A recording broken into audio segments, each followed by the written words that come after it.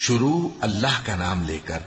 جو بڑا مہربان نہایت رحم والا ہے۔ سب تعریف اللہ ہی کو ہے جس نے اپنے محبوب بندے محمد صلی اللہ علیہ وآلہ وسلم پر یہ کتاب نازل کی اور اس میں کسی طرح کی کجی اور پیچیدگی نہ رکھی،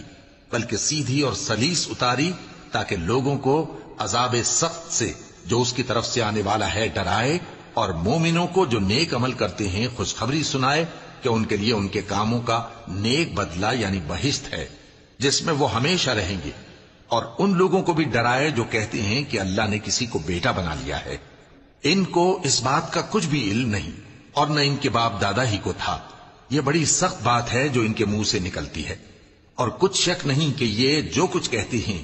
محض جھوٹ ہے۔ اے پیغمبر، اگر یہ اس کلام پر ایمان نہ لائیں تو شاید تم ان کے پیچھے رنج کر کر کے اپنے تئیں ہلاک کر دو گے۔ جو چیز زمین پر ہے ہم نے اس کو زمین کے لیے زینت بنایا ہے تاکہ لوگوں کی آزمائش کریں کہ ان میں کون اچھے عمل کرنے والا ہے، اور جو چیز زمین پر ہے ہم اس کو نابود کر کے بنجر میدان کر دیں گے۔ کیا تم خیال کرتے ہو کہ غار اور لوح والے ہماری نشانیوں میں سے عجیب تھے؟ جب وہ نوجوان غار میں جا رہے تو کہنے لگے کہ اے ہمارے پروردگار، ہم پر اپنے ہاں سے رحمت نازل فرما اور ہمارے کام میں درستی کے سامان مہیا کر۔ تو ہم نے غار میں کئی سال تک ان کے کانوں پر نیند کا پردہ ڈالے رکھا، یعنی ان کو سلائے رکھا، پھر ان کو جگا اٹھایا تاکہ معلوم کریں کہ جتنی مدت وہ غار میں رہے دونوں جماعتوں میں سے اس کی مقدار کس کو خوب یاد ہے۔ ہم ان کے حالات تم سے صحیح صحیح بیان کرتے ہیں۔